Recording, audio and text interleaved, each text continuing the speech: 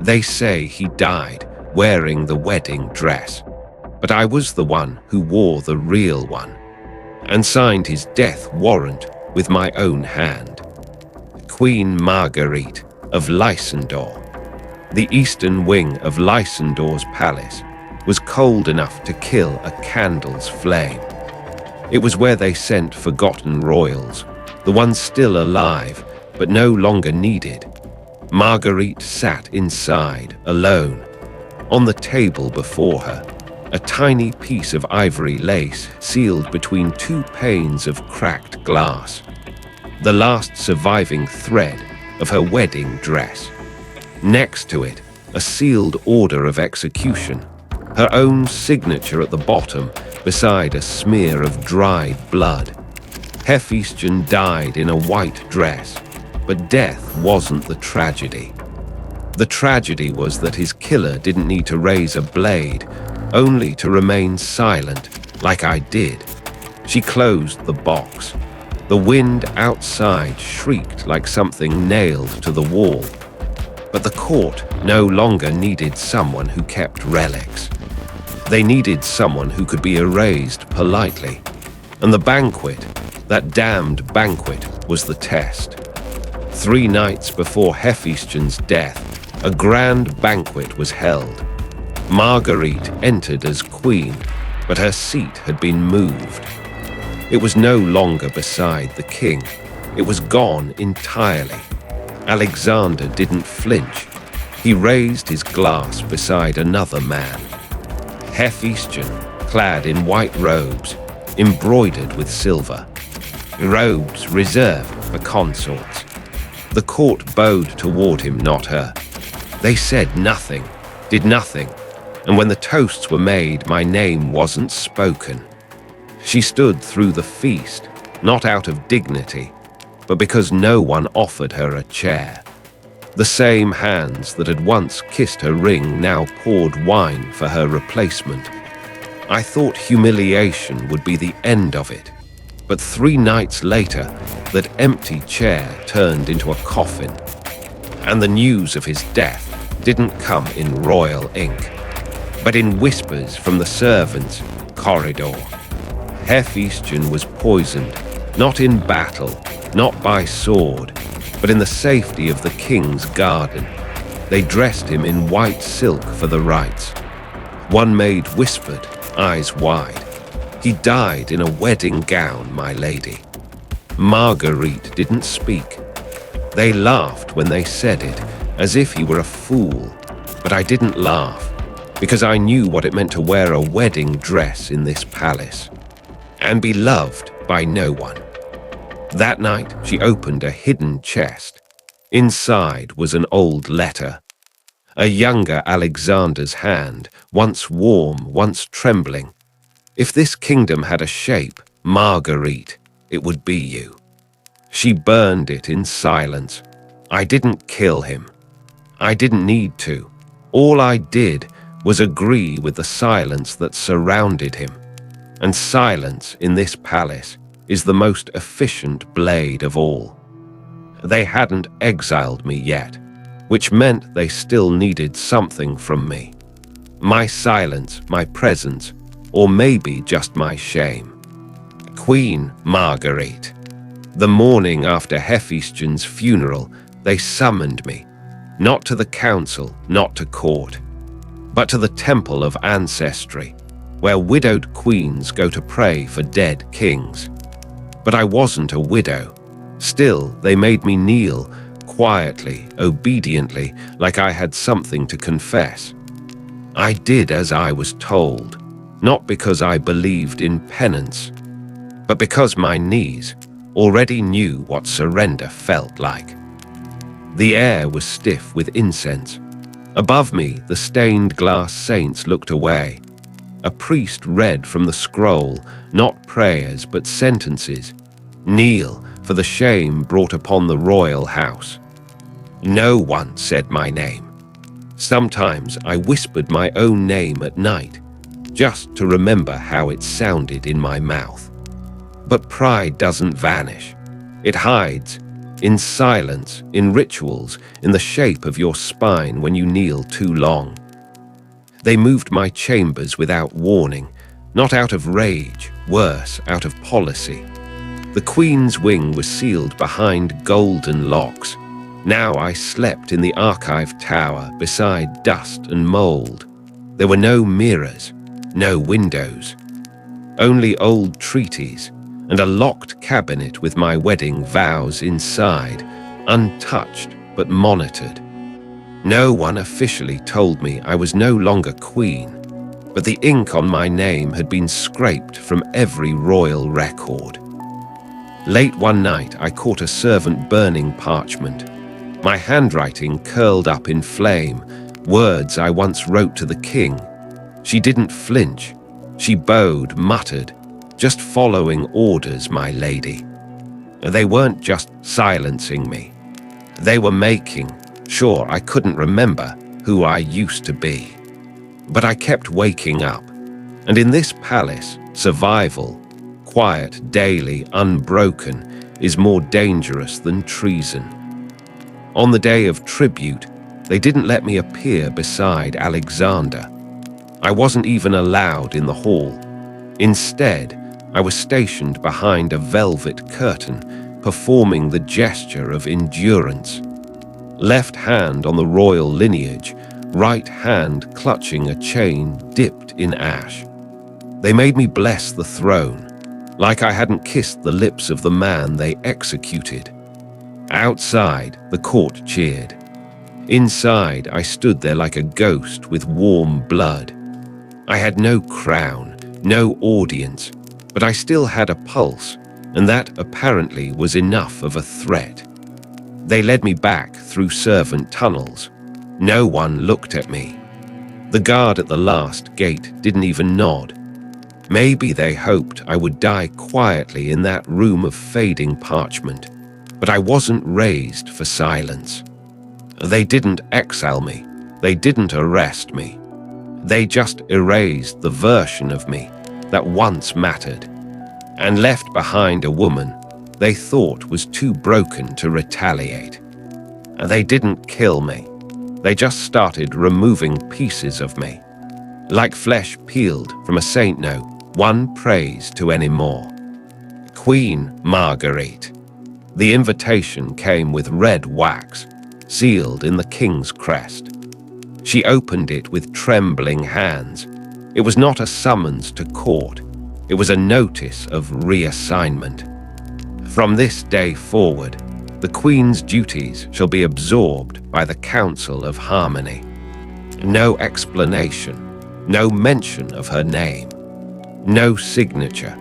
She stared at the parchment long after it had stopped being words, until it looked like a skin, a stretched, official skin, dried and bled of meaning.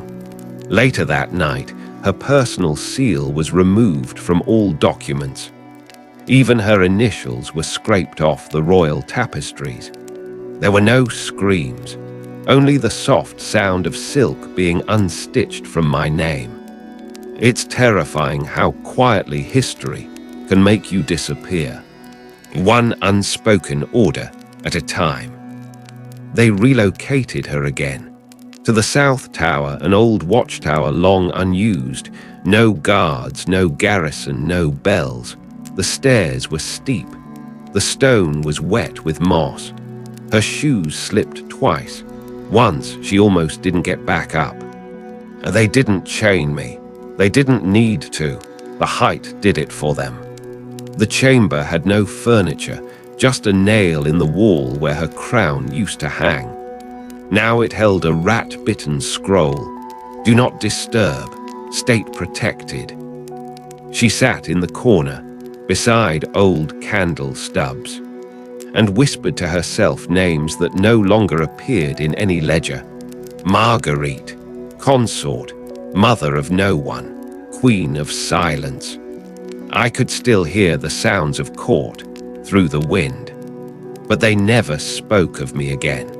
It was like listening to my own funeral through the cracks of a coffin.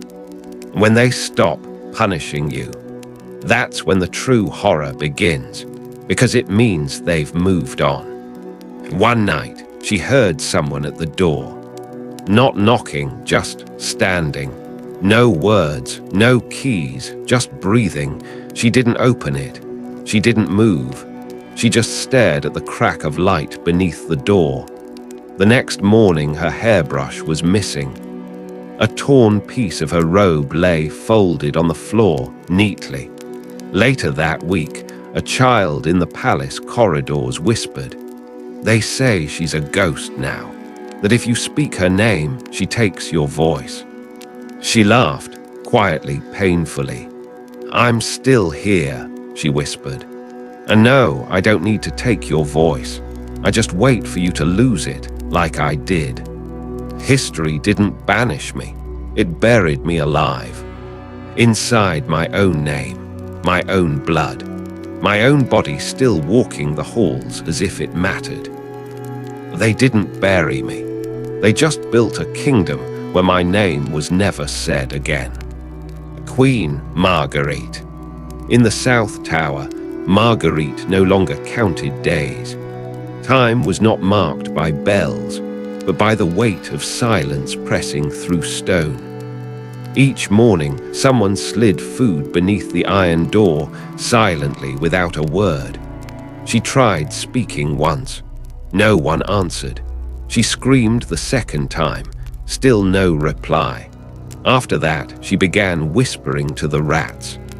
They listened longer than most courtiers had. They train me well, speak only when spoken to, but no one speaks to shadows. She began to carve names into the wall with a pin from her sleeve. Hephaestion, Alexander, Marguerite, alive. The rats chewed the edges of the letters. No one stopped them. They thought I'd vanish like a rumor, but what they created was a memory with teeth. On the 12th day, maybe the 20th, they brought in a cracked silver mirror, left it by her bed. She hadn't seen her reflection in weeks. Her hair had gone grey near the temples. Her cheekbones looked like they were trying to escape her skin. I touched my face and couldn't feel it, like I was watching someone else rot in my body. She sat staring for hours, sometimes shaking, sometimes not blinking at all. Then, at dusk, she turned the mirror to face the wall and never looked again. There's no use reflecting when history has already blurred your shape. When the world forgets your face, the hardest thing is remembering it yourself. One rainy night, thunder echoed from the palace courtyard. She stood by the narrow slit of a window and listened. Drums. A funeral procession. She counted the steps by sound. 73. The number of paces from the throne room to the royal crypt, but no names were announced. No banners unfurled. Just silence and rain. Later that week, a servant slipped up, called her chamber the widow's quarters. But I wasn't a widow. I was the one who helped kill the man I loved, and the one he never chose. She laughed dryly, then cried, then laughed again. The echo bounced back like a voice she didn't recognize. You think you've hit the bottom until you realize. They built it without a flaw. Silence teaches you things the throne never will. How to hear lies before they're spoken, and how to bury truths no fire can burn. Queen Marguerite. She found it folded beneath the bread one morning. A torn scrap of parchment, just 6 words in shaky ink. He wasn't poisoned, he was chosen. No seal, no name, but the script, she recognized it. It was her former handmaid's, the one who vanished a week after Hephaestion's death. Marguerite didn't cry.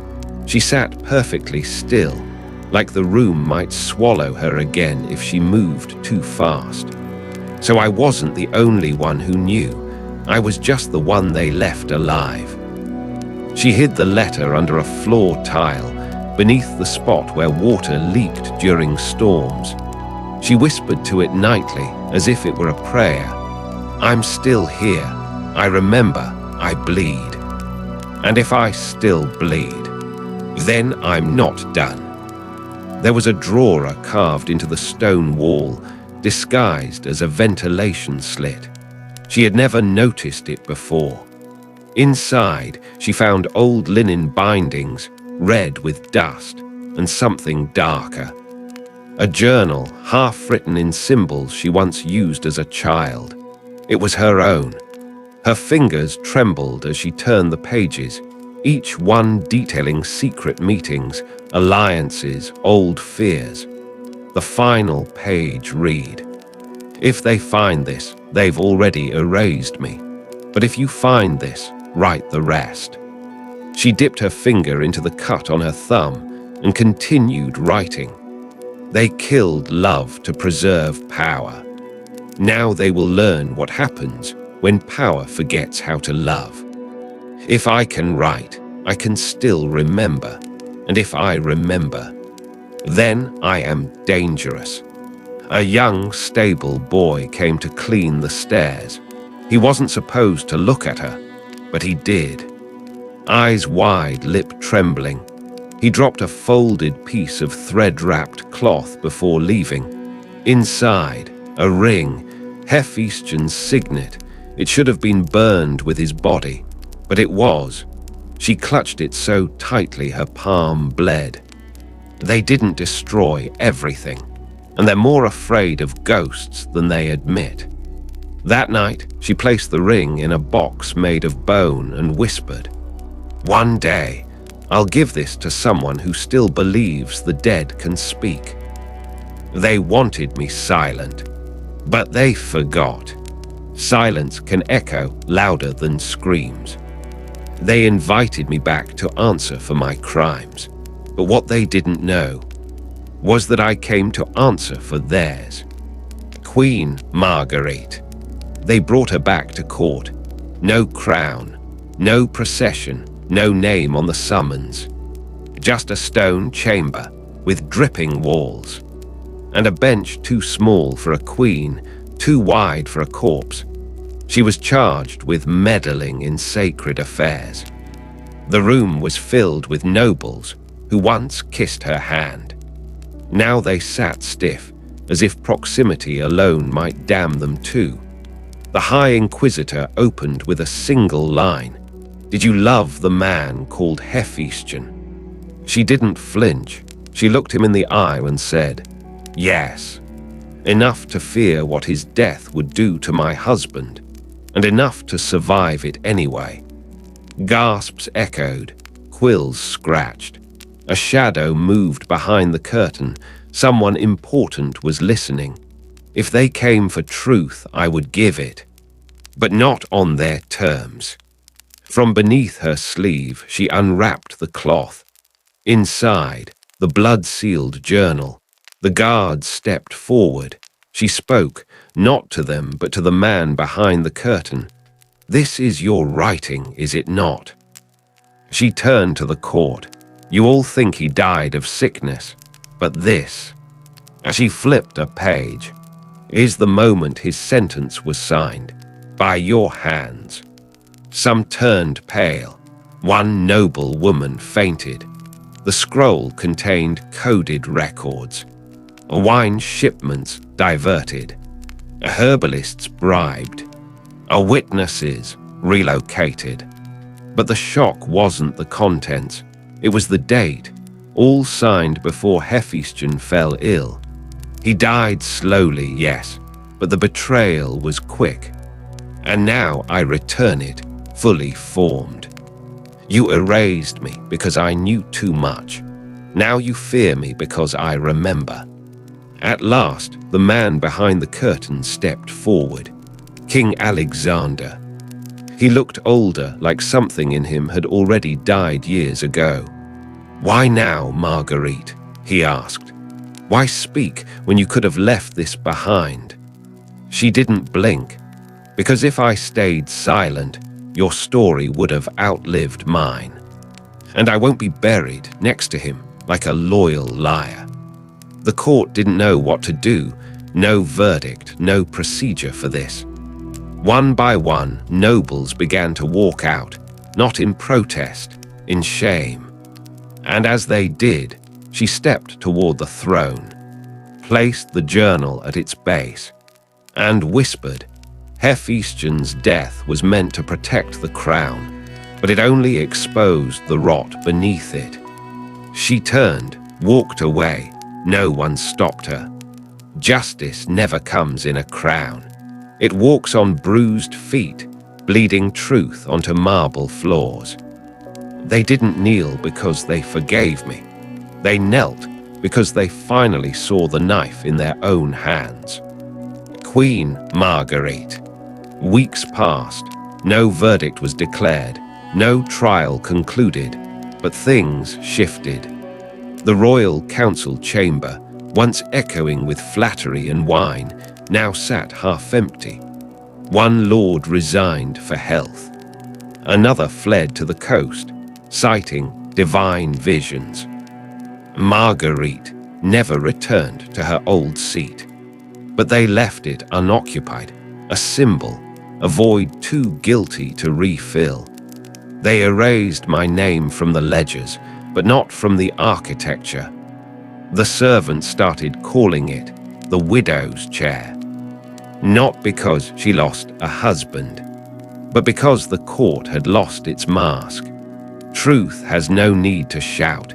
It just waits until the chairs grow cold. One morning, a scroll appeared on the palace gates, unmarked, anonymous, but pennied in royal ink.